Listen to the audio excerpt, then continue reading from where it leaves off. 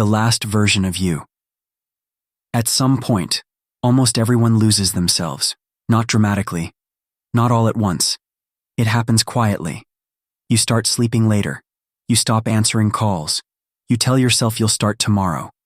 Then tomorrow becomes next week, then next month, and one day you wake up feeling like a background character in your own life. That was Aarav Malhotra at 22. Not a failure, not exactly, just unfinished. The kind of person with potential everyone talks about but nobody ever sees, including himself. His room was always dark. His headphones were always on. His alarm clocks existed only to be ignored. He lived between tabs, between excuses, between versions of himself. Online, he pretended everything was fine. Offline, he felt like he was slowly disappearing. The scary part? Nobody noticed. Not his old friends too busy building careers. Not his father buried under disappointment and silence. Not even Aarav himself. Because comfort is dangerous like that. It doesn't destroy you violently. It convinces you there's still time. Time to start. Time to change. Time to become the person you promised yourself you'd be. Until suddenly years are gone, and you are still standing exactly where fear left you.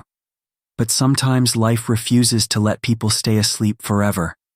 Sometimes it sends pain, sometimes failure, sometimes heartbreak, and sometimes it sends an email at 2:17 in the morning. No sender, no subject line. Just 7 words glowing against a black screen. You are living below your potential. Most people would delete it. Aarav almost did. But deep down, beneath the laziness, the distractions, the endless scrolling and fake smiles, there was still a small part of him that hated the life he was living. A part that remembered who he wanted to become before fear made him smaller. That tiny part clicked the message open, and from that moment forward, everything changed. This is not a story about becoming perfect.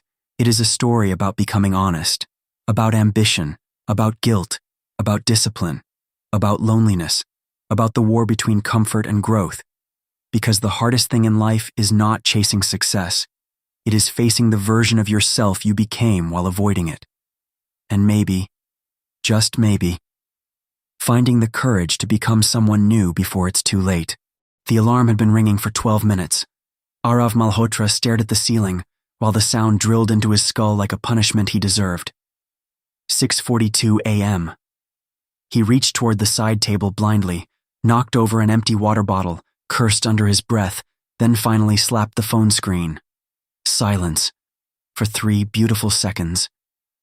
Then another alarm started. 6:45 a.m. Final warning, bro. Aarav groaned. Shut up, he muttered. He dismissed that one too. The room returned to darkness, curtains closed, air stale, clothes scattered across the floor like evidence from a crime scene. 2 unfinished coffee mugs sat beside his laptop, growing their own ecosystem. His phone glowed again. Mom calling. He rejected it instantly. A second later came the message. Interview today. Don't be late this time. Aarav stared at it for a few seconds before tossing the phone onto the bed. The interview. Right. He had almost forgotten. Not because it wasn't important, because everything had started feeling equally meaningless lately. Jobs, motivation videos, productivity hacks, life plans. All of it felt like people pretending they knew what they were doing. Outside his apartment window, the city was already alive. Horns, traffic, people moving with purpose. Aarav hated mornings because they reminded him the world kept progressing without waiting for him. He dragged himself out of bed around 8:15.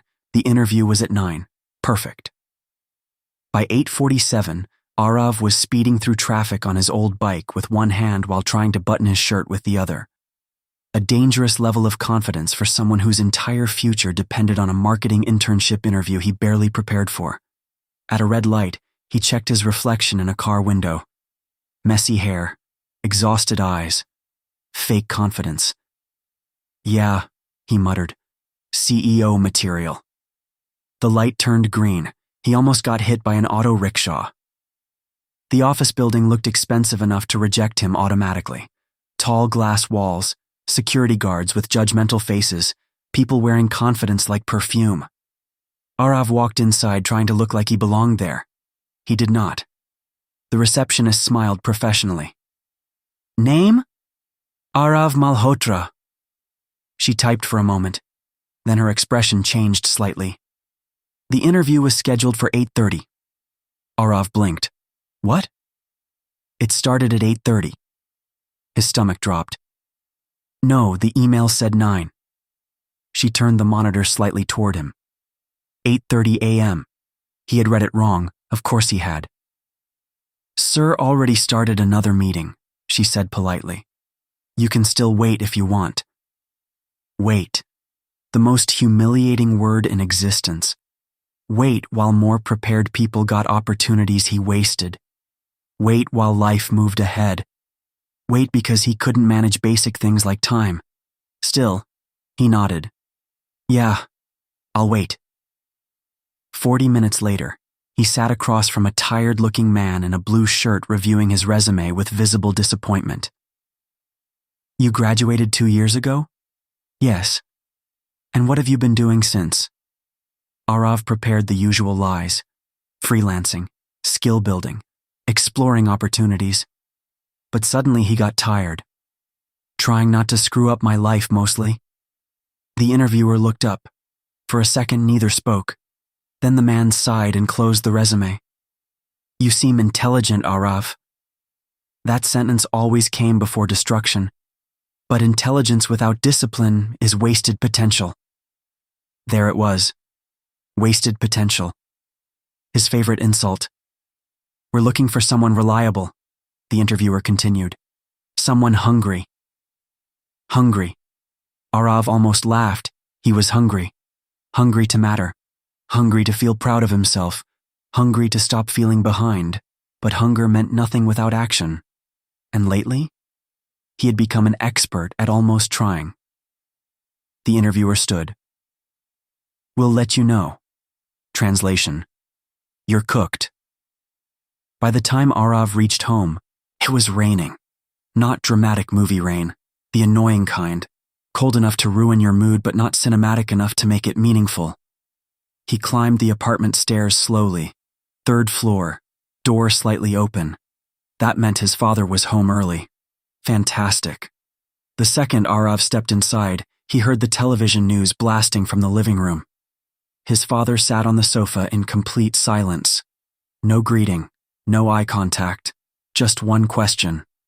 How did it go? Aarav removed his shoes. Fine. The old man muted the TV. That was somehow worse. You got the job? Aarav hesitated half a second too long. And that was enough. His father leaned back slowly, disappointment settling across his face like something permanent. You're 22, Aarav. Here we go. I know. No, you don't. His father's voice remained calm, which somehow hurt more than shouting. You sleep all day. You waste time on that phone. You keep saying you'll change. When? Aarav felt irritation rising instantly. Can we not do this today? Then when? His father snapped. Next year? 5 years from now? Aarav looked away. Silence filled the room. Heavy silence. The kind families collect over years. Finally, his father spoke again, quieter this time. You were not raised to become like this. That one landed. Because deep down, Aarav agreed. That night he locked himself in his room. Laptop open. YouTube autoplaying another productivity video he wasn't really watching. How to transform your life in 90 days. Thumbnail. Shirtless guy pointing at a calendar like he discovered fire. Aarav smirked bitterly. Everybody online sounded so sure about life. Wake up early. Work harder. Stay focused. Grind. Meanwhile, he could barely reply to emails on time. He opened Instagram. Big mistake. Kabir Khan had posted again. Childhood best friend. Same school, same neighborhood, different universe now. The photo showed Kabir standing beside a black BMW in Dubai, wearing sunglasses worth more than Aarav's monthly expenses. Caption, built from nothing. Just getting started. 342,000 likes. Aarav stared at the screen longer than he should have. Comparison was poison, and social media delivered it in high definition. He threw the phone aside. The room suddenly felt suffocating. Too quiet, too familiar, like every bad habit in his life lived there rent-free. He stood up abruptly and walked toward the mirror. For a moment, he just stared at the tired eyes, the slouched posture, the face of someone slowly disappearing into mediocrity. "When did you become this guy?" he whispered. No answer, only silence. Then, ping. His laptop screen lit up. New email. Unknown sender. No subject line. Aarav frowned. Probably spam. He clicked it anyway. The message contained only one sentence. "You are living at 17% of your potential." Aarav blinked. What kind of motivational cult nonsense? Another line appeared beneath it, and deep down, you know it. His expression faded slightly. Something about the wording felt personal. Too personal. Then a file attachment appeared below. Video 17.mp4. Aarav hesitated. Every instinct told him not to open random files from strangers. Naturally, he clicked it immediately. The video loaded. Dark screen at first, then static. Then, Aarav froze. It was his room. His room. Recorded from outside his bedroom window. The footage showed him sitting exactly where he was now, 3 nights ago. Scrolling mindlessly on his phone at 2:13 a.m., his blood turned cold. What the hell? The video continued. A distorted voice played through the speakers. You keep waiting for motivation. Static. But your life is rotting while you wait. Another cut. Aarav sleeping all afternoon. Another clip. Him deleting job application emails without reading them. Another. Him standing in front of the fridge at 1 a.m. staring blankly inside. Like someone had been documenting his failure. The voice returned. This is your final warning. Then the screen went black. New text appeared slowly. Task 1. Wake up at 5 a.m. every day, for 30 days. No excuses. At the bottom of the screen, tomorrow begins. The video ended. Aarav sat completely still, heart pounding, breathing shallow. This wasn't motivation. This was surveillance. Someone had been watching him. The laptop dinged again. Another message. Don't bother checking outside, you won't find anyone. Aarav immediately sprinted toward the window anyway. Rain hammered the streets below. Empty road, no people, no cars, nothing. His pulse raced violently now. Who the hell was doing this? His phone buzzed. Unknown number. One new message. 4:59 a.m. Don't disappoint yourself again. Aarav backed away slowly. For the first time in months, he was fully awake. At 4:58 a.m. the next morning, Aarav sat on the edge of his bed staring at his alarm clock, eyes burning, body exhausted, mind racing. The room was silent except for the ticking seconds. 4:59. Then, the alarm rang. Aarav looked at it. His thumb hovered above the dismiss button. One choice, sleep or something else. Outside, the world remained dark. But somewhere beyond the window, someone was waiting to see what he would do. Day 1 felt illegal, not inspiring, not cinematic, illegal. Aarav stood in the bathroom at 5:07 a.m., staring at himself like a hostage forced awake against his will. His eyes were bloodshot. His hair looked electrocuted. His soul had clearly not consented to this schedule. You chose this, he muttered. His reflection looked unconvinced. Outside, the city still belonged to dogs, milk vendors, and depressed gym bros. Normal humans were asleep. Aarav splashed cold water on his face. Instant regret. Why is this motivational culture obsessed with suffering? He whispered aggressively. No answer. Only freezing water and bad decisions. His phone buzzed on the sink. Unknown number. Good. Begin moving. Aarav's stomach tightened, still watching, still there. He typed back immediately. Who are you? Seen. No reply. Psychopath behavior. The first week nearly broke him. Not physically, mentally. That was the real battle. At 5 a.m., every excuse in existence suddenly sounded reasonable. Sleep matters too. You can start tomorrow. One missed day won't matter. This is stupid anyway. His brain transformed into a full-time lawyer defending mediocrity. By day 4, Aarav hated mornings so much he started setting his alarm across the room just to force movement. By day 6, he realized something terrifying. Most of his life ran on autopilot. Wake up late, phone, food, scrolling, self-hatred, repeat. Comfort had become his personality, and now that comfort was disappearing, he didn't know who he was without it. The worst part wasn't exhaustion, it was loneliness. At night his friends spammed gaming invites. BRO come online, 1 match only. You became a monk, or what? Normally, Aarav would join instantly. 5 hours gone, no memories created, just dopamine confetti exploding in the brain. But now he stared at the messages without replying. Something inside him had started changing quietly, not confidence, awareness, and awareness ruined old habits. Day 8. 5:32 a.m. Aarav sat alone inside a nearly empty public library holding a coffee that tasted like melted batteries. He had started coming there because home felt distracting. Also because if he stayed in his room too long, his bed started whispering seductive things. The library smelled like old paper and silence. A dangerous combination for overthinkers. He opened his notebook. Blank page. Still weird seeing one.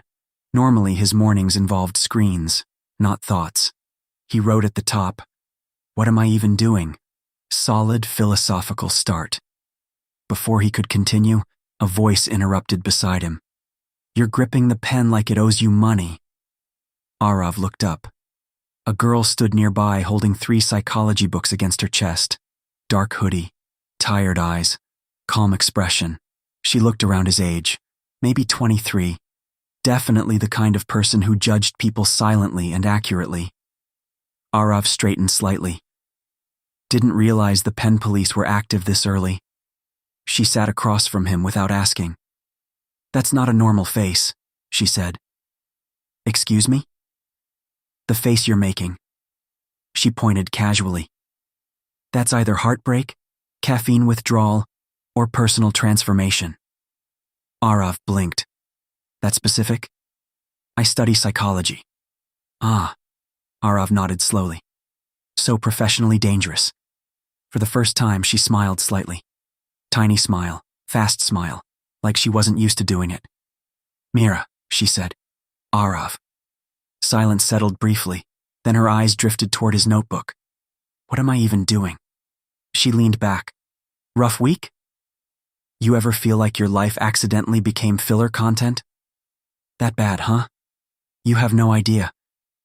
Mira studied him carefully for a moment, not flirtatiously, clinically, like she was reading subtitles beneath his face.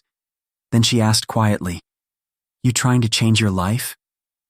The question hit strangely hard, because nobody had asked seriously before. Usually people joked about improvement, nobody actually expected it. Aarav looked away. "Trying." Mira nodded slowly. The beginning always sucks. Something about the way she said it felt experienced, like she knew. Before Aarav could ask anything else, his phone buzzed. Unknown number. His chest tightened instantly. Mira noticed. "You gonna answer that?" Aarav stared at the message. Discipline is choosing between what you want now and what you want most. Below it, task 2. Delete every distraction controlling your life. His stomach dropped. Mira noticed his expression shift immediately. "What happened?" "Nothing." "Lie. Bad lie." She knew it too. "You looked scared for a second." "I'm not scared." "You sure?" "No, not even remotely." Because suddenly Aarav realized something horrifying. He didn't actually know how much control his distractions had over him. Back home, he sat on his bed staring at his phone like it was an explosive device. Instagram, YouTube, games, endless scrolling. Tiny apps. Massive control. Deleting them sounded simple until his thumb hovered over the screen. Then panic kicked in. What would he do without them? Without noise? Without escape? The realization hit hard. He wasn't addicted to entertainment. He was addicted to avoiding himself. Aarav laughed nervously. Okay, cool. That's horrifying. He deleted Instagram first, then YouTube, then gaming apps. Each deletion felt weirdly painful, like cutting wires connected directly to his brain. Finally, silence. No notifications, no distractions. Just him and his thoughts. Worst trade deal in history. 3 days later, the withdrawal hit. Not officially, but mentally. He kept unlocking his phone automatically, opening empty spaces where apps used to exist, like a phantom limb. At dinner, his father noticed. You're not on your phone. Aarav shrugged, trying something new. His father looked suspicious. Are you sick? Wow, supportive. But for the first time in months, they almost laughed together. Almost. That night, Aarav opened his laptop to check emails, then froze. His Instagram account was active. He stared at the screen. Impossible. He had deleted the app. Heart pounding, he logged in through the browser. New story uploaded 30 minutes ago. Black background, white text. Most people are not tired. They are distracted, viewed by hundreds, comments flooding underneath. Bro is cooking. This quote hit hard. Self-improvement arc begins. Aarav's hands went cold. He never posted that. Another post appeared. This one worse. A blurry photo of Aarav sleeping at his desk. Caption: Potential means nothing without execution. His breathing stopped for a second. That photo was taken inside his room. Inside. Not through the window. Inside. Aarav stood up so fast the chair crashed backward. No. His phone buzzed immediately. Unknown number. You wanted change. Change requires sacrifice. Another message arrived. Stop checking your locks. Nobody entered your room tonight. Aarav slowly looked toward his bedroom door. Locked. Still locked. Then how? Another message. Final one. See you tomorrow morning. The lights in his room flickered once, then went out completely. Darkness swallowed everything.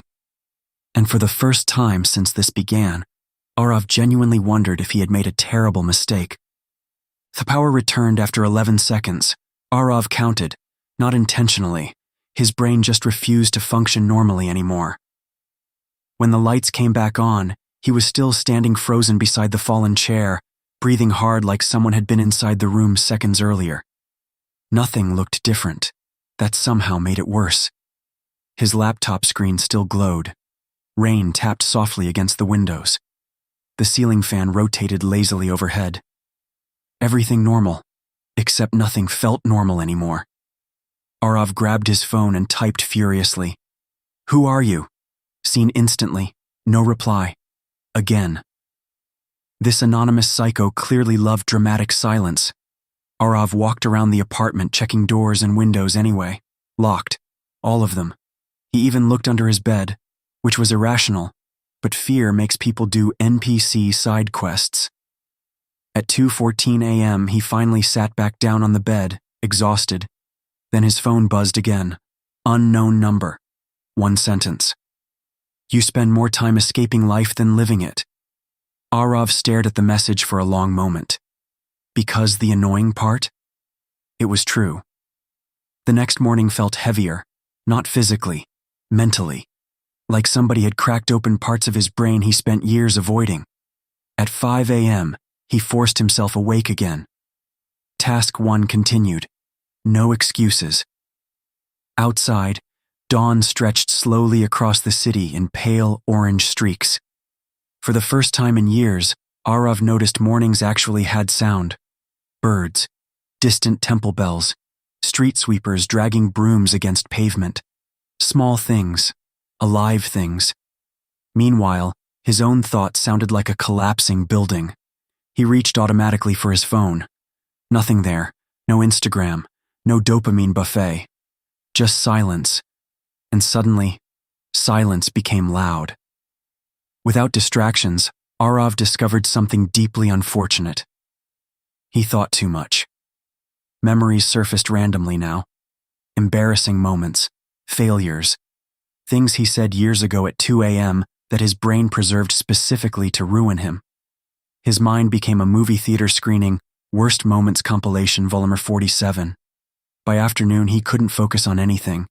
He paced the apartment restlessly, opened the fridge 6 times, watched half a documentary, closed it, opened YouTube through the browser, stopped himself. His brain screamed for stimulation constantly. It felt less like breaking a habit and more like starving a parasite. At the library the next morning, Mira was already there. Same corner table, same books, same calm expression that made Aarav feel psychologically dissected. "You look terrible," she said casually. "Good morning to you too. You're twitching. I'm detoxing from digital slavery." "That dramatic? You ever delete social media after years?" Mira nodded. "Felt like my brain forgot how to exist." "Exactly." She closed her book slowly. "What are you replacing it with?" Aarav frowned. "What do you mean?" "You removed distractions," she said. "Cool, but empty space always gets filled by something." That sentence stayed in his head. Because she was right. All he'd done was remove noise. He hadn't built anything new yet. Mira studied him for a moment, then asked quietly, "You ever sit alone without music or your phone?" Aarav looked offended. "What am I, a monk?" "I'm serious. No human voluntarily does that. You should try." "That sounds psychologically illegal." "Exactly why you need it." Mira had this terrifying habit of saying uncomfortable truths, like weather updates. Calm, casual, devastating. Before Aarav could respond, his phone buzzed. Unknown number. Of course, Mira noticed immediately. "You always get mysterious texts around me." "Yeah, because my life apparently became a Netflix thriller." He opened the message carefully. "Today you begin ghost mode." Another message appeared beneath it. "No social media, no meaningless entertainment, no pretending. Learn who you are without distraction." Aarav swallowed slowly. Then came the final line. "You are about to remember something you buried."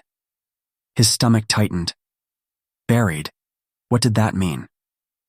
That evening, Aarav sat alone in complete silence for the first time in years. No music, no scrolling, no background videos pretending to keep loneliness away. Just him. And unfortunately, his mind.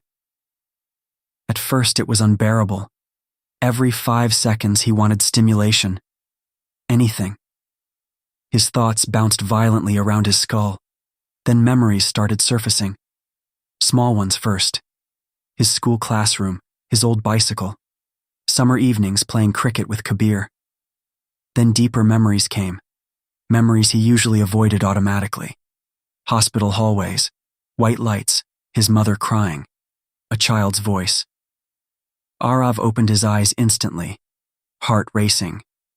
Nope. He stood up immediately and walked toward the kitchen. Water. He needed water.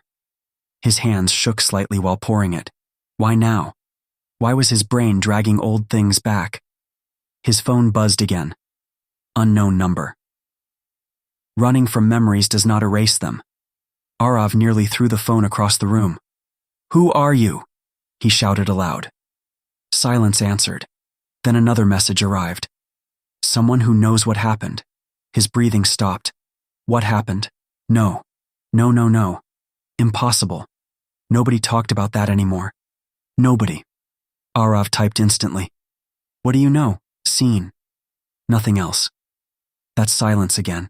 Like whoever this was enjoyed watching panic spread. The next day, Kabir Khan returned to the city. And naturally the entire internet treated it like a Marvel character entrance. Luxury car videos, airport photos, gym clips, motivational captions written like he personally invented ambition.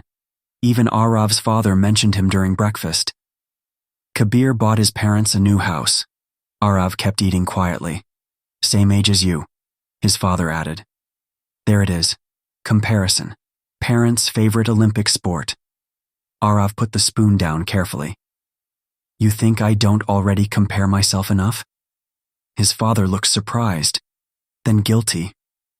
But neither apologized. They never did that in this family. Instead, his father simply muttered, I just want more for you. Aarav almost responded, almost said, I want more for myself too. But the words stayed trapped somewhere inside. That night, Aarav received another notification from Instagram. Despite deleting everything, new post uploaded. His chest tightened instantly. He logged in. Black background again. White text. Trauma does not disappear. It waits. Below it, an old photograph. A hospital waiting room. Blurry, grainy, but recognizable.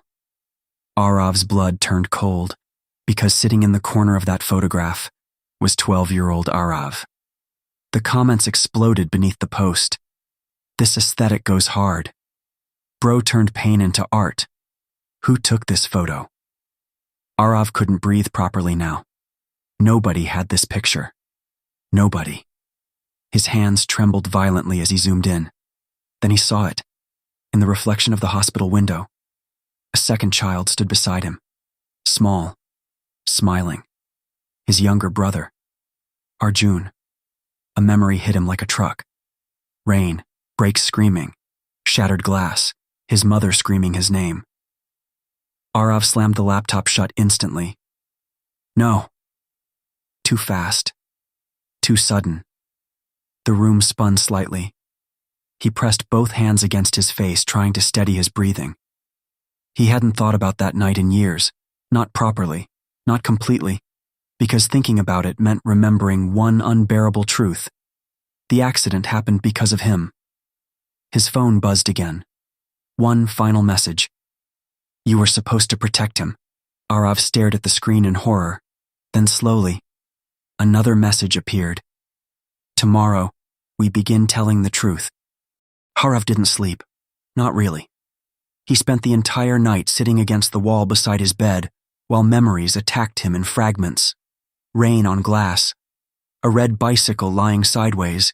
His mother screaming Arjun's name. Every time he closed his eyes, the hospital photo returned. The reflection, the ghost of a moment he buried years ago. At 4:59 a.m., the alarm rang. Aarav stared at it with hollow eyes. Part of him wanted to quit everything, delete the messages, throw away the phone, go back to numbing himself with distractions until life became blurry again. But another part of him, the angry part, wanted answers. So he got up. The city looked different when you stopped hiding from yourself. That's what Aarav noticed during his morning run. Yeah, run. If somebody had told him 2 weeks ago he'd voluntarily jog before sunrise, he would have laughed directly in their face. Now he ran through half-empty streets while exhausted gym uncles somehow overtook him with ease. Humiliating experience. His lungs burned after 10 minutes. By 15, he questioned human evolution entirely. By 20, he genuinely saw God. Still, he kept moving, because pain felt cleaner than guilt. At the library, Mira looked up from her book and immediately frowned. You look haunted. Good morning to you too. Aarav. Her tone changed slightly, serious now. What happened?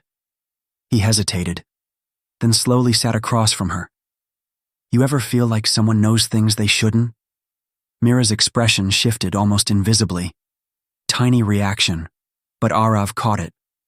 What kind of things? Private things. She closed her book carefully. You're scaring me a little. Join the club. For a moment, he considered telling her everything. The messages, the photos, the surveillance. But saying it aloud would make it real. And real things were harder to survive. Instead, he asked, You believe people can actually change? Mira studied him quietly. Depends. On what? Whether they're changing because they hate themselves. She leaned back slightly. Or because they finally respect themselves enough to grow. That line hit harder than expected. Because if Aarav was honest, most of this transformation was powered by self-hatred, fear, shame, guilt, not purpose, not peace. Mira noticed his silence. You know what most people get wrong about self-improvement? What? They think becoming better means becoming someone else. She tapped the table lightly. But usually it means returning to who you were before fear messed you up. Aarav looked away immediately, because suddenly he was 12 years old again, standing beside a broken bicycle, watching blood mix with rainwater. That evening, the next task arrived. Unknown number. Task 4. Destroy the identity that keeps you weak. Below it came another message. Your habits built your prison. Now burn the blueprint. Aarav stared at the words for a long time. Destroy the identity. Easy sentence. Terrifying meaning. Because who even was he without the excuses? Without procrastination? Without distractions? Without the version of himself everyone expected? For years, Aarav had hidden behind potential. Potential was safe. Potential meant you hadn't failed yet. Actually trying? That was dangerous. Because effort creates truth, and truth can destroy you. The next few weeks changed him visibly. Not overnight, not movie montage fast. Slowly, painfully, realistically. He started working out consistently. At first he could barely do proper push-ups. Now he forced himself through workouts every morning while questioning every life decision that led here. He read books instead of doom scrolling, started journaling, learned marketing skills online seriously for once instead of pretending to. The strangest part? Tiny victories started affecting him, making his bed, finishing tasks, keeping promises to himself. Small things, but small things stack. That's how identities change. One action at a time. People began noticing. His mother smiled more around him. Neighbors started greeting him differently. Even his father stopped looking at him like a broken investment. One evening during dinner, his father asked casually, "You've been waking up early every day?" Aarav nodded carefully. His father tried hiding it, but pride flickered across his face for half a second. Tiny moment, huge impact. Because some children spend their whole lives chasing one look from their parents. But growth has side effects nobody talks about. Old friends started acting weird. Bro changed. You think you're better than us now? Self-help guru arc begins. Jokes, mostly. But underneath the jokes live discomfort, because people love seeing you improve, until your improvement reminds them they're standing still. Aarav learned that quickly. Then Kabir came back into his life properly. They met at a cafe downtown. Same confident smile, same effortless charisma. Kabir hugged him immediately. My guy, finally alive. Aarav laughed slightly. You still talk like an Instagram caption? Brand consistency. Kabir looked him up and down. Okay, wait. What happened to you? What do you mean? You look... Kabir squinted dramatically. Disciplined. Aarav nearly laughed. That sounds insulting somehow. It is. I miss unemployed raccoon Aarav. For a while things felt normal again. Easy. Familiar. Then Kabir casually mentioned his business expansion plans, Dubai investors, brand deals, partnership meetings. Aarav smiled through it. But comparison crawled into his chest again. Kabir noticed. Of course he did. You'll figure it out too, Kabir said. The sentence sounded supportive, but something about it felt sharp, like encouragement from someone already ahead in the race. Later that night, Aarav found another message waiting. Unknown number. You are changing externally. Good. Then, now confront what's underneath. A final message appeared. Meet her tomorrow. She has been lying to you. No explanation, no context, just that. Aarav's mind instantly went to Mira. The next morning at the library, tension sat heavy in his chest. Mira looked normal, calm as always, reading quietly. But now Aarav watched her differently, searching. What? She asked without looking up. You ever hide things from people? Constantly. Well, that's comforting. Mira closed her book slowly. You're acting strange again. Aarav hesitated, then finally asked, How do you know so much about all this? Her expression didn't change, which itself felt suspicious. What exactly is all this? The routines, discipline, transformation stuff. Mira looked at him for a long moment. Then something inside her seemed to decide. Quietly, reluctantly.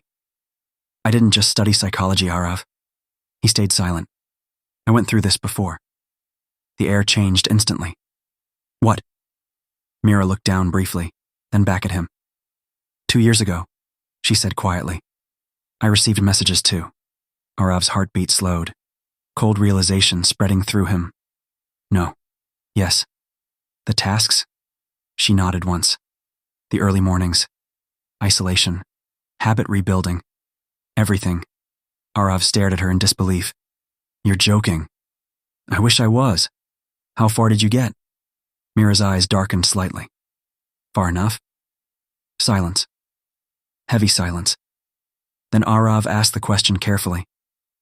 Did you ever find out who was behind it? Mira looked away. That's the problem. Her voice became quieter now. I got close. Aarav leaned forward slightly. And?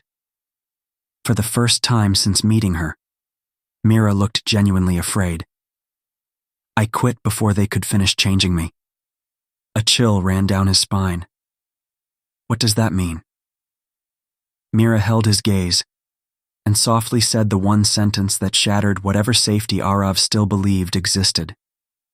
The person you are now eventually dies. The person you are now eventually dies.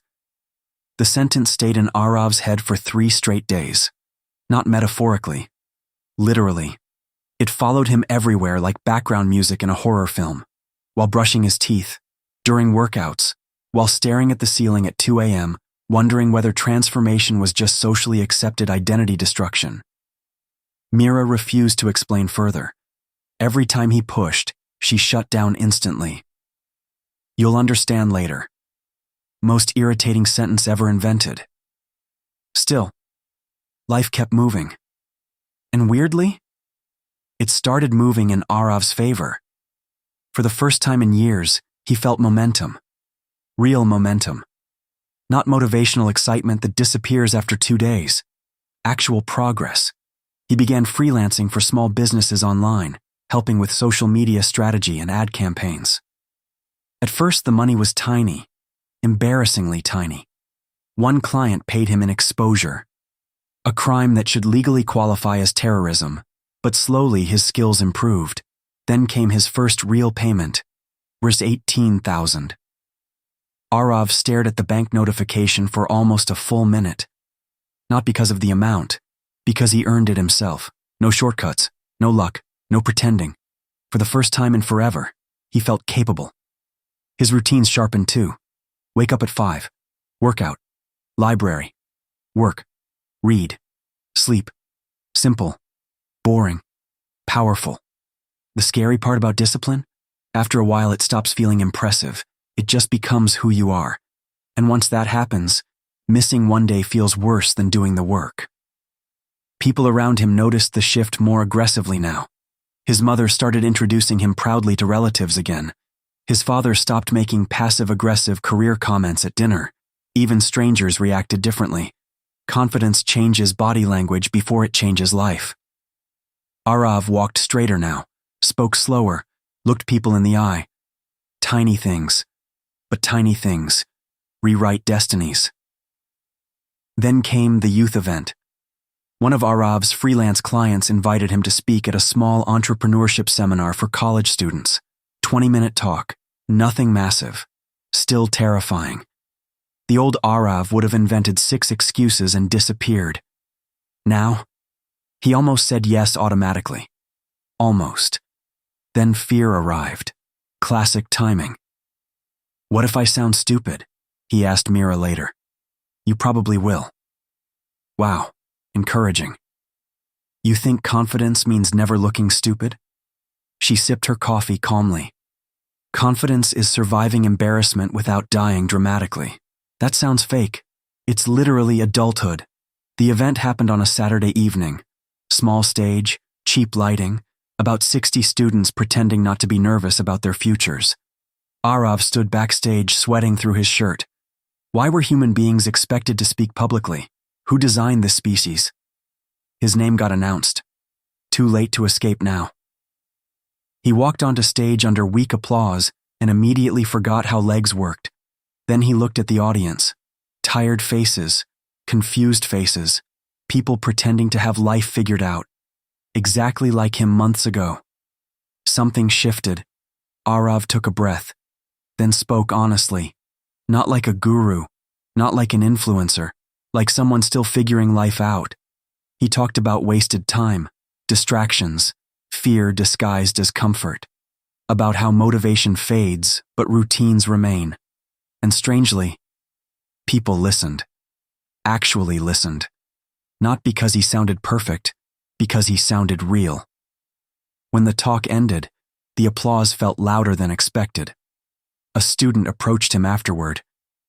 "You made me feel less behind," the guy admitted quietly. That sentence hit harder than any applause could. On the ride home, Aarav smiled the entire way. Not because he felt successful, because for the first time, he felt useful.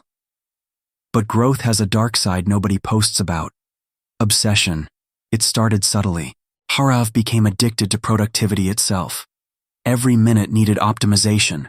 Every hour required purpose. Rest started feeling like weakness again. If he watched a movie, guilt appeared. If he slept longer, guilt appeared. If he relaxed for one evening, his brain acted like civilization would collapse. Mira noticed immediately. "You're spiraling." "I'm improving." "No," she said firmly. "You're running." Aarav frowned. "From what?" "Him." She pointed directly at his chest. "The version of you that still feels broken." That annoyed him instantly because it sounded true. Again. Mira's superpower was emotional violence disguised as conversation. "You don't understand," Aarav muttered. "Then explain." "I wasted years." Her expression softened slightly. "So now you're trying to punish yourself into becoming successful?" Silence. Direct hit. Mira leaned forward. Discipline built from self-hatred eventually becomes self-destruction. Aarav looked away, because deep down, he knew.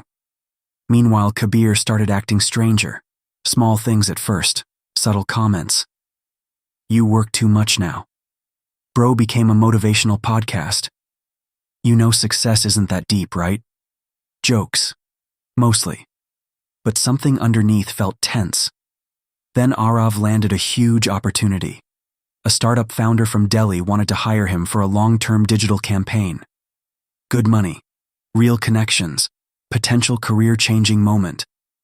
Aarav spent days preparing proposals, researching branding strategies, refining everything carefully.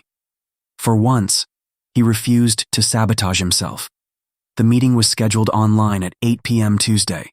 At 7:43 p.m., the founder canceled. No explanation, just a cold message. "We've decided to move with someone else. Best of luck." Aarav stared at the screen in disbelief. Something felt off. Too sudden. Then his email refreshed. New anonymous message. Unknown number. "Not every enemy wants to see you fail openly." A second message arrived immediately. "Some clap while quietly pulling you backward." Aarav's chest tightened. Another attachment appeared. Screenshot. A conversation. Kabir's name visible. Aarav froze. The messages showed Kabir privately talking to the startup founder. "He's talented but unreliable." Another message. "Still figuring himself out mentally." Then, "Wouldn't risk your company on him yet." Aarav's stomach dropped violently. No way. He reread the conversation 3 times, hands shaking harder each time. His best friend. Since childhood. Why would Kabir? Phone buzzing interrupted the thought. Kabir calling. Aarav stared at the screen. Rage rising slowly, carefully, like fire catching gasoline. He answered. "Yo," Kabir said casually. "How'd the meeting go?" Aarav said nothing. Aarav? Still silence. Then quietly, "You sabotaged me." Dead silence on the line. Kabir exhaled once. "Who told you?" That hurt more than denial would have, because denial meant hope. Truth meant betrayal. "You actually did it," Aarav whispered. Kabir's voice hardened slightly. "It wasn't personal." Aarav laughed once. Sharp. Empty. "That's literally the definition of personal. You weren't ready." "You don't get to decide that." Kabir stayed silent, and silence confessed everything. Aarav felt years of friendship crack inside him slowly. Every memory suddenly looked different. Competition hidden beneath support. Jealousy hidden beneath jokes. Then Kabir finally said the thing that changed everything. "You think you're the only one trying to become something?" Aarav froze. Kabir continued quietly now. "You have no idea what it feels like watching someone waste gifts you'd kill for." Another silence. Heavy. Ugly. Then the line disconnected. Aarav stood alone in his room staring at the dark screen. Heart pounding, mind spinning, phone buzzing again. Unknown number. Final message. Task 5. Find the person who betrayed you. Aarav looked at the words carefully. Then another message appeared beneath it, and this one chilled him completely. The betrayal happened long before Kabir. Aarav read the sentence at least 20 times that night. Each time it felt heavier, because deep down, he already knew where his mind was going. Back there, to the accident, to Arjun, to the night everything in his family quietly broke. Rain hit the city again the next evening. Same cold drizzle, same gray sky. Funny how trauma remembers weather. Aarav sat alone in the apartment while his parents argued softly in the kitchen. Not screaming. Worse. Tired voices. The kind people use after years of disappointment have worn the sharpness away. He stared at an old family photo resting near the television. 4 people smiling. His mother. His father. 12-year-old Aarav. 8-year-old Arjun sitting on his shoulders. Before. Everything in life is divided into before and after eventually. Most people just don't notice when the line happens. His phone buzzed. Unknown number. You cannot heal while protecting lies. Another message appeared. Talk to your father. Aarav instantly locked the screen. Absolutely not. He'd rather fight a crocodile emotionally. Talking to his father about feelings ranked somewhere between impossible and medically unsafe. Still, the message stayed in his head. Later that night, he found his father sitting alone on the balcony drinking tea silently. Classic Indian father behavior. Emotion concealed beneath weather observation and hot beverages. For several seconds, Aarav just stood there awkwardly. His father noticed him. You need something? Straight to business. No emotional warm-up. Aarav leaned against the doorway. Can I ask you something? His father nodded cautiously. Aarav swallowed once, then forced the words out. Do you blame me? Silence. Instant. Heavy. The city noises below suddenly felt very far away. His father's expression tightened slowly. For what? Aarav almost laughed, because both of them knew. The accident. There it was. The word nobody used in this house. His father looked away first. That hurt, more than anger would have. You were children, he said quietly. That's not an answer. Another silence. Longer now. Then his father sighed deeply. Aarav. No. Aarav's voice sharpened slightly. I need the truth. The old man gripped the teacup tighter. Rain tapped softly against the balcony railing. Finally he spoke. That night, his voice slowed carefully. Your mother asked you to watch him. Aarav closed his eyes. He remembered. Arjun wanted ice cream from the shop across the road. Aarav got distracted talking to friends. Then came headlights, brakes, screaming. I know, Aarav whispered. His father continued quietly. You blamed yourself immediately. Because it was my fault. No. Aarav looked up sharply. His father's eyes looked older than usual tonight, more tired. We should have protected both of you better. That sentence cracked something inside him, because for years nobody had said that. Nobody. Not once. Instead, the house became silent afterward. His mother became overprotective. His father became distant, and Aarav slowly turned guilt into identity. The old man looked down at his tea. You stopped smiling after that, he admitted softly. Aarav felt pressure building painfully behind his eyes. I tried not to think about it. I know. You stopped talking to me. That landed. His father inhaled slowly. When Arjun died, first time either of them said his name aloud in years. I didn't know how to look at you. The honesty hit like a punch. Not cruel honesty, broken honesty. Aarav's throat tightened painfully. His father continued staring into the rain. You looked exactly like him. That did it. Years of pressure collapsed at once. Not dramatic crying. Worse, quiet crying, the kind that feels ancient. Aarav looked away quickly, embarrassed, but his father didn't pretend not to notice. For the first time in years, neither of them hid. That night, Aarav sat in his room emotionally destroyed. But lighter too. Weird combination. Like finally cleaning a wound that hurt because it needed healing. His phone buzzed again. Unknown number. Good. That single word somehow irritated him instantly. Stop texting like an anime villain, Aarav muttered. Another message appeared. Pain acknowledged becomes pain weakened. Okay, yeah, definitely a psychopath. Still, the message felt true. The next morning, Aarav met Mira at the library again. One look at him and she knew something happened. You cried. Aarav looked offended. How do you people always know? Your face lost tension. That sounds medically fake. Mira smiled slightly. Then her expression softened. You talked to him? Aarav blinked. How did you carry less anger today? He sat down slowly. For a moment, neither spoke. Then quietly, Aarav asked, What happened to your brother? Mira froze. Tiny reaction, but massive emotionally. Her fingers tightened around her coffee cup. He died, she said calmly. Too calmly. A rehearsed sentence. I'm sorry. She nodded once. Silence. Then unexpectedly she continued. It happened while I was going through the challenges. Aarav stayed quiet. I became obsessed with improving myself, she admitted. Discipline, goals, productivity. Every second had to matter. Her eyes drifted toward the library window. My brother kept asking me to spend time with him. Aarav's chest tightened. I kept saying later.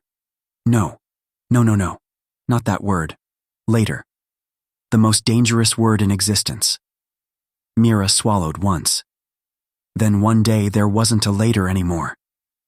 The silence afterward felt enormous. Aarav finally understood something crucial. Mira wasn't afraid of failure. She was afraid of ambition consuming humanity. Why she quit? Not because she was weak, because she saw how self-improvement could slowly turn people into machines.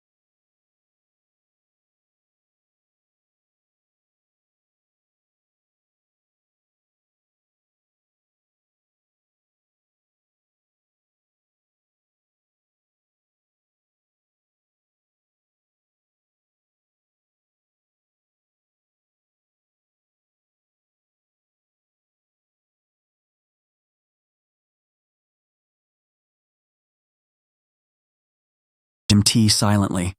No questions. Real wisdom lives in people who know when not to ask. Aarav sat there staring at steam rising from the cup, while thoughts collided violently in his head. Was Mira manipulating him from the beginning?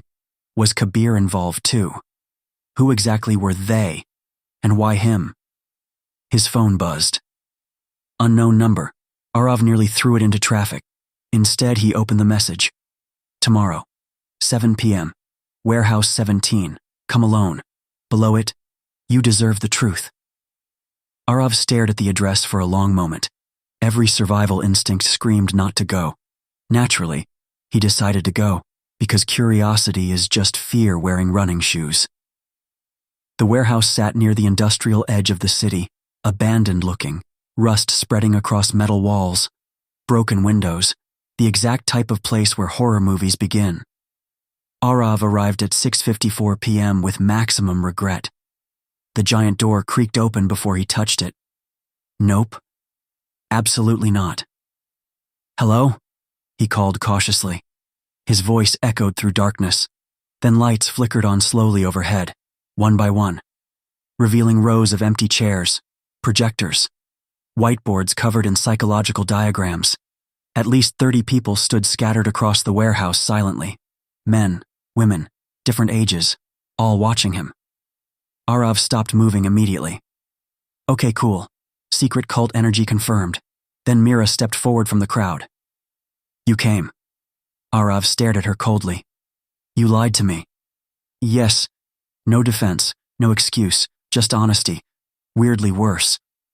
The older man from the library emerged beside her, gray coat, sharp eyes, calm posture. You must be Aarav. Oh good, Aarav muttered. The villain has arrived. Unexpectedly, the man smiled slightly. My name is Dev. Fantastic. Explain why my life became a psychological crime documentary. The room stayed silent. Then Dev spoke calmly. What do you believe this is?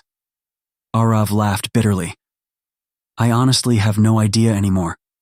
Good, Dev said. That means your certainty is breaking. That sentence alone deserved jail time. Dev gestured toward the chairs. Sit. No. Fair. For several seconds, neither moved. Then Dev sighed lightly. You are not here because you are special, Aarav. That immediately annoyed him. Cool. Humbling. You are here because you were asleep. Silence. Dev walked slowly through the warehouse while speaking. Modern life trains people to remain distracted, emotionally numb, dependent, impulsive. He looked around calmly. Most never realize they are wasting themselves. The people around the room stayed completely silent, listening, like they'd heard this before. Dev continued. We identify individuals with unrealized potential, trapped inside destructive patterns. Aarav crossed his arms. So your solution is stalking people? Pressure creates awareness. That's psychotic. Effective, though. Unfortunately, he had a point. That irritated Aarav even more. Dev stopped near a large board covered in behavioral charts. You think transformation happens through inspiration? He asked calmly. It doesn't. He tapped the board once. It happens when identity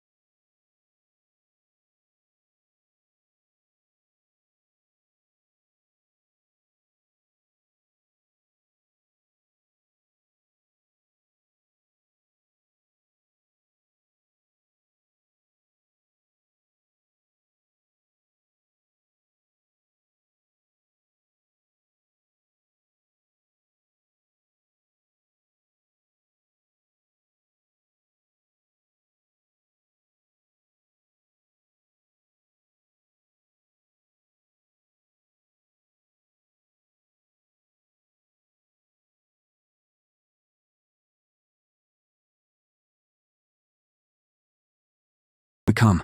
No instructions, no deadline, nothing else. Aarav looked up slowly. That's it? Dev nodded once. There are no more tasks. The room suddenly felt enormous, because for the first time since this began, nobody was telling him what to do. No structure, no commands, no accountability. Just choice. Real choice. And honestly, that terrified him more than all the surveillance combined. Mira stepped closer one last time. What happens now? Aarav asked quietly. Dev answered before she could. That depends. On what? Dev held his gaze steadily. Whether you were changing to become stronger? A small pause. Or changing because you were afraid to remain yourself? Silence swallowed the warehouse. Then the lights shut off instantly. Darkness. Complete darkness. Aarav's pulse spiked. When the lights returned 3 seconds later, everyone was gone. Every chair empty. Every hallway silent. Only the envelope remained in Aarav's hand. And somewhere far outside the warehouse, sirens echoed faintly through the night. Aarav disappeared 3 days later. No goodbye, no explanation, just silence. His phone went inactive. His apartment room stayed empty. Even Mira lost contact, which terrified her more than she admitted. Rumors spread fast. Kabir heard first through mutual friends. Bro vanished. Online, people created theories immediately because humanity treats mystery like entertainment. Some thought Aarav joined a secret organization. Others assumed mental breakdown. One idiot on Reddit claimed he became a monk in Nepal after unlocking Sigma consciousness. Internet people need jobs desperately. At home, silence returned to the Malhotra apartment like an old ghost. His mother cried quietly at night. His father searched without admitting he was searching, and somewhere inside the city, the architect watched patiently. The truth was simpler and harder. Aarav ran because he no longer knew who he was becoming. The warehouse changed something permanently, not because of the organization itself, because for the first time in his life, he saw how easily pain could turn into obsession, how ambition could become addiction, how becoming better could slowly erase the human being underneath. So he left, no dramatic plan. He just boarded a northbound bus at 4 a.m. carrying one backpack and a brain full of noise. The mountains were colder than he expected. A tiny village near Himachal, weak phone signal, minimal people, perfect place to disappear. The cabin belonged to an old man named Yusuf, former psychology professor, former participant, current professional tea addict. Dev had arranged it quietly before Aarav vanished. At first, Aarav hated him immediately, mostly because Yusuf smiled too much for a man living in freezing isolation. You think too loudly, Yusuf said during their first conversation. What does that even mean? Your face argues with itself constantly. Annoyingly accurate. Life there became painfully simple. Wake up early, chop wood, cook food, read, walk, think, no productivity race, no social media, no constant comparison. At first, Aarav felt restless constantly. His brain kept demanding achievement, progress, optimization. He tried turning the mountain cabin into a self-improvement boot camp within 4 days. Yusuf shut that down instantly. You are addicted, Aarav frowned. To what? Becoming. The answer confused him. Yusuf poured tea calmly. You think suffering guarantees meaning? He continued. Very common among damaged young men. Okay, that sounded personal. It was. Aarav stayed quiet. The old man looked toward the mountains. Discipline is valuable, Yusuf said softly. But modern ambition teaches people to worship productivity instead of purpose. That sentence stayed, because Aarav suddenly realized something terrifying. Even after changing his habits, he still didn't know why he wanted success so badly. To prove himself? To erase guilt? To finally feel worthy? All his transformation had been powered by fear. Fear of wasting life, fear of failure, fear of remaining ordinary, fear, not meaning. One evening, Yusuf handed Aarav an old journal. Read page 72. Aarav opened it carefully. The handwriting looked decades old. The entry read, "I spent years trying to become impressive because I believed impressive people deserved love." Aarav froze slightly. Yusuf watched him quietly. "Most ambition begins there," the old man admitted. Something inside Aarav cracked open again, because suddenly his entire journey looked different. The routines, the obsession, the pressure. Deep down, he wasn't chasing greatness. He was chasing worthiness, trying to earn permission to like himself, and no amount of achievement could fix that permanently. Winter arrived slowly. The mountains became quieter. So did Aarav. Weeks passed without chaos for the first time in years, and strangely, that peace felt unfamiliar. One afternoon he sat outside watching snowfall, while Yusuf smoked silently beside him. "You missed them," Yusuf observed. Aarav stared ahead. "My family. All of them." Silence. Then quietly, "Yeah." Yusuf nodded once. "Good. That's good? It means ambition has not fully replaced your humanity yet." Again with the emotional sniper shots. Aarav sighed. "You know what scares me?" Yusuf waited. "What if I go back and become the same person again?" The old man smiled slightly. "You misunderstand transformation." "How?" "You think growth means never struggling again." Yusuf shook his head gently. "No. Growth means your awareness survives the struggle." That hit deeply, because old Aarav would have escaped discomfort automatically. Now he could at least see himself clearly while falling. Maybe that mattered more than perfection. One night during dinner, Yusuf asked unexpectedly, "What do you want now?" Aarav opened his mouth automatically. Success, money, freedom, status. But the words felt hollow suddenly. Instead, he answered honestly, "I want peace." The old man smiled. Finally. Months passed. Not dramatic months, quiet months, healing months. Aarav rebuilt himself differently there, not from shame, not from guilt, from clarity. He still trained every morning, still worked hard, still studied, but now he rested without panic, laughed without guilt, existed without constantly measuring his worth. For the first time since childhood, he felt present, not performing, present. Then one morning Yusuf handed him a letter. No envelope, no sender, just familiar handwriting. Aarav's chest tightened instantly. The architect. Inside sat one sentence. "Return home." Nothing else. Aarav looked up slowly. Yusuf nodded once. "It's time." Fear flickered immediately. "What if I'm not ready?" The old man chuckled softly. "Nobody ever is." Snow fell quietly outside while Aarav stared at the message. Home. The place where everything broke. The place he ran from. The place he needed to face one final time. Yusuf stood slowly and placed a hand on his shoulder. Then he said the sentence Aarav would remember forever. "Healing is not becoming someone new." A small pause. "It is finally becoming someone honest." The city looked smaller when Aarav returned.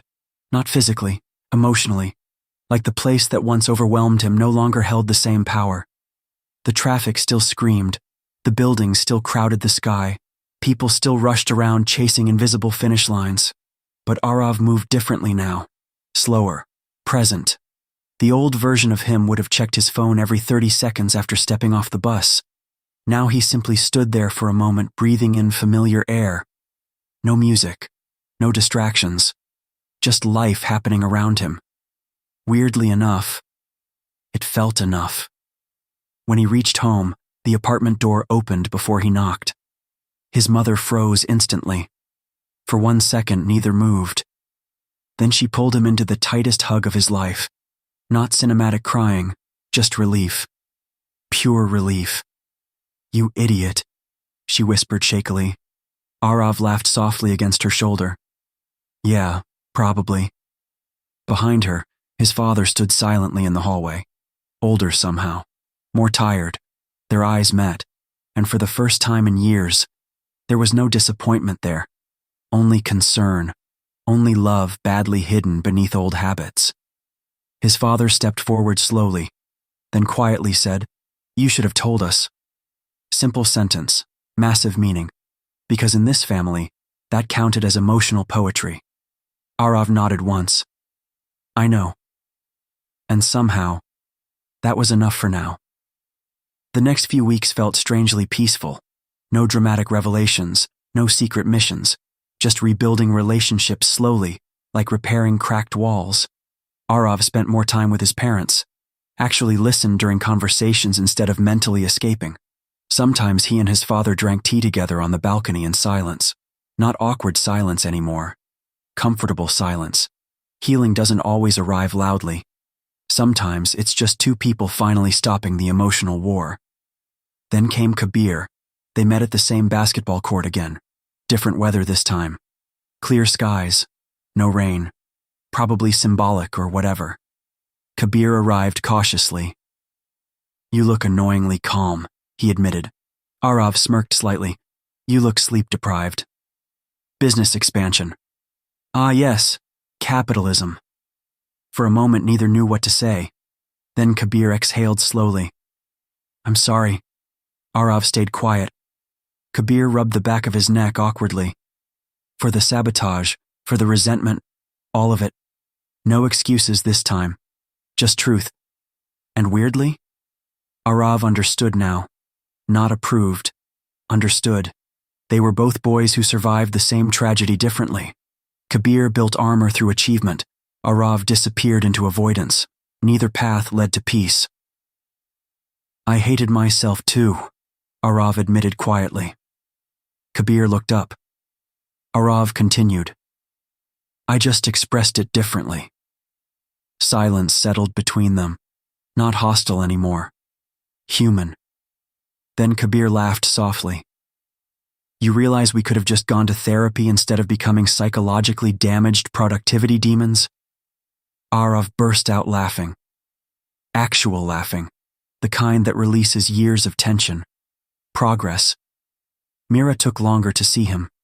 Partly because Aarav needed time. Partly because she was afraid of what she'd feel when she did. They met at the library again eventually. Same corner table, full circle. Mira looked at him carefully for several seconds, then quietly asked, "You okay?" Aarav thought about the question seriously. Not automatic. Not fake. Finally, he nodded. Closer. Something softened in her expression instantly. "You changed. So did you." Mira looked away briefly. "I stopped running after you disappeared." Aarav frowned. "What do you mean?"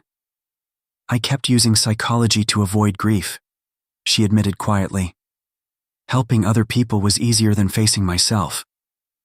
That hurt because it sounded familiar. Two damaged people trying to heal through productivity. Classic. Aarav leaned back slightly. "You know what Yusuf told me?" "Who's Yusuf?" "Mountain wizard. Long story." Mira smiled faintly. Aarav continued. "He said healing isn't becoming someone new." He looked at her carefully. "It's becoming someone honest." Mira's eyes lowered slowly, and for the first time since meeting her, she cried, not dramatically, quietly, like someone finally allowing themselves to stop carrying weight alone. Aarav didn't try fixing it, didn't interrupt, just stayed there. Sometimes presence heals more than advice. Months passed. Aarav never became some billionaire motivational machine, thank God. Instead, he built something real, a mentorship community for lost young adults struggling with distraction, purpose, discipline, and self-worth. No fake guru energy. No, wake up at 4 a.m. to dominate life nonsense. Just honesty, routine, responsibility, healing. People connected with it deeply because Aarav never pretended perfection. He spoke openly about failure, about guilt, about comfort addiction, about how productivity alone cannot save a person emotionally. And slowly, people started changing. Not because he inspired them, because he understood them. Then one night, nearly a year after everything began, Aarav received one final package. No sender, no return address. Inside sat an old hard drive, and a note. It's time you saw the beginning. His chest tightened instantly. The architect. Again. Aarav connected the drive to his laptop carefully. One video file waited. Dated. 7 years earlier. Before the accident. Before everything. Aarav clicked play. The screen flickered. Then younger Aarav appeared. 15 years old. Messy hair. Bright eyes still untouched by guilt. The younger version of himself looked directly into the camera awkwardly. Okay. This is probably weird. Aarav stopped breathing. Teenage Aarav laughed nervously. I saw this website talking about future messages and scheduled emails or whatever, and honestly, this feels stupid. He rubbed the back of his neck. But if future me is watching this? A small smile appeared. I hope we didn't become ordinary. Aarav's chest tightened painfully. Young Aarav continued. You know what scares me most? He leaned closer toward the camera. Waking up one day and realizing I became someone I wouldn't admire. Silence filled the room. Then came the final words. Words that shattered everything completely. So if you're lost someday, young Aarav smiled softly. This is your reminder. A pause. You were always supposed to become more than your fear. The video ended. Aarav sat frozen, heart breaking quietly. Because the first message, the first email, the beginning of everything, had come from him. Not the architect, not fate, him. A forgotten version of himself reaching through time trying to save the person he would eventually become. Tears blurred his vision slowly, not sadness, something deeper, recognition. After all the pressure, all the guilt, all the transformation, the truth was painfully simple. He had spent years trying to become worthy, when the younger version of himself already believed he could be great. Before shame ruined it. Before fear made him smaller. Before life convinced him he needed permission to matter. Aarav leaned back slowly, staring at the dark screen. Then, for the first time in years, he smiled without guilt. Real smile. Peaceful smile. The kind that doesn't need proving. 3 weeks later, Aarav sat alone at his desk late at night. Rain tapped softly against the window. His laptop glowed quietly in the darkness. On screen sat a blank email draft. No recipient yet. Just one sentence typed carefully. You are living below your potential. Aarav stared at the words for a long moment, then slowly smiled to himself. Not because he wanted to control someone, not because he wanted followers, but because somewhere out there, another version of him existed, lost, distracted, quietly giving up. And maybe they just needed a reminder too. The cursor blinked once in the dark, waiting, just like he once had. Some stories entertain you. Some stories stay with you. And then there are stories that quietly hold up a mirror and ask the one question most people spend their entire lives avoiding. Who are you becoming when nobody is watching? The last version of you was never really about productivity, or routines, or waking up at 5 a.m. It was about identity, about the silent war between comfort and growth, between fear and purpose, between the person you are and the person you could become if you finally stopped running from yourself. Aarav's story is fictional, but his struggle isn't. Millions of people are stuck in the exact same place right now, waiting for motivation, waiting for confidence, waiting for the perfect time to start living properly. Meanwhile, life keeps moving. That's the scary part. Not failure, not rejection.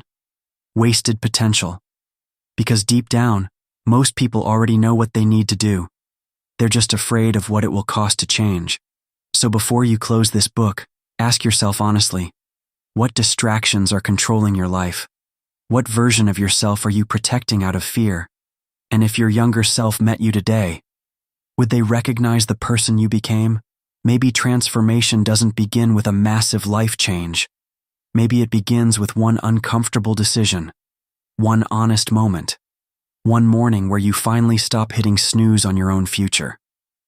If this story connected with you, don't just listen it and move on. Do something with it. Start the habit. Send the message. Fix the relationship. Take the risk. Build the life you keep imagining at 2 a.m. Because no motivational quote, book, or video can change your life permanently. Only action can. And maybe, years from now, you'll look back at this exact moment as the day your real story finally began. So here's your challenge. Wake up tomorrow and do one thing the old version of you would avoid. That's how transformation starts. Not perfectly, just honestly.